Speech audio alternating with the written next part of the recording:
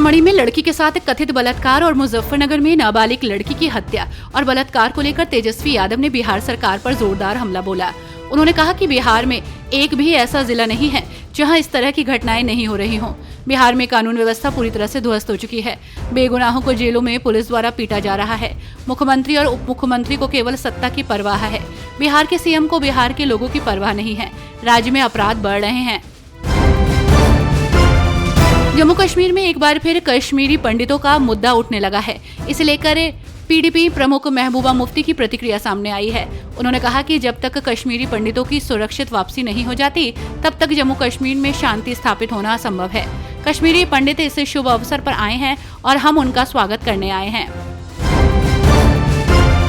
भटिंडा में भारतीय किसान यूनियन सिद्धूपुर ने गंदे पानी की निकासी के लिए पाइपलाइन बिछाने के विरोध में जेल भरो आंदोलन शुरू किया है। महासचिव रण सिंह चड्डा के नेतृत्व में 28 किसानों ने गिरफ्तारी दी। किसानों ने सरकार के खिलाफ नारेबाजी की और गिरफ्तार किसान नेताओं की रिहाई की मांग की। उनका कहना है कि पाइपलाइन से किसानों को नुकसान होगा और वे इसका विरोध जारी रखेंगे। कांग्रेस नेता सुरेंद्र राजपूत ने यूपी सरकार की कैबिनेट बैठकों को निशाने पर लेते हुए कहा कि रोजाना बैठकें होती हैं, घोषणाएं होती हैं, लेकिन जमीन पर कुछ नहीं दिखता। उन्होंने सवाल किया कि जनता को नौकरी कब मिलेगी। सोशल मीडिया पर 2,95,000 पदों की बात होती है, फिर वे गायब हो जाते हैं। कानून व्यवस्था बदहाल है और महंगाई बढ़ती जा रही है। राजपूत ने कहा कि जब तक सरकार रोजगार, कानून व्यवस्था और महंगाई पर ठोस काम नहीं करती, तब तक ये बैठकें सिर्फ दिखावा है। नेशनल कॉन्फ्रेंस के प्रमुख फारूक अब्दुल्ला ने पर्यटकों से माता वैष्णो देवी के दर्शन करने की अपील करते हुए कहा, हमें कटरा में माता वैष्णो देवी के दर्शन करने जाना चाहिए और लोगों से वहां दर्शन करने की अपील करनी चाहिए। माता वैष्णो देवी के दर्शन करने वाले श्रद्धालुओं की संख्या में कमी आई है। हाल ही में हुए युद्ध की त्रासदी के बाद लोग डरे हुए हैं। राजधानी दिल्ली में रेखा सरकार ने बड़ा फैसला लिया है और बड़ा ऐलान किया है। दरअसल दिल्ली सरकार में जल और पीडब्ल्यूडी मंत्री प्रवेश वर्मा ने बड़ा ऐलान करते हुए कहा कि दिल्ली के लोगों को जल्द ही घरेलू पानी के बिलों में 90% तक की छूट दी जाएगी। आज प्रेस कॉन्फ्रेंस में मंत्री प्रवेश वर्मा ने इस छूट का ऐलान करते हुए कहा कि दिल्ली सरकार एक व्यापक योजना तैयार कर रही है। इस योजना को हफ्ते भर में लागू कर दिया जाएगा। दिल्ली की सीएम रेखा गुप्ता ने एयर पॉल्यूशन मिटिगेशन प्लान 2025 की शुरुआत की। वहीं इस दौरान सीएम रेखा गुप्ता ने कहा कि स्वच्छ और स्वस्थ दिल्ली मेरा सपना है।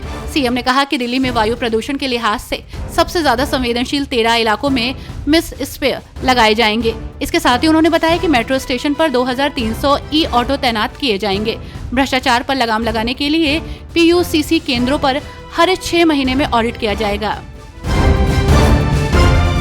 लोकसभा सांसद गौरव गोगोई ने गुवाहाटी के राजीव भवन में असम कांग्रेस अध्यक्ष का पदभार संभाला। निवर्तमान अध्यक्ष भूपेन कुमार बोरा ने उन्हें पदभार सौंपा।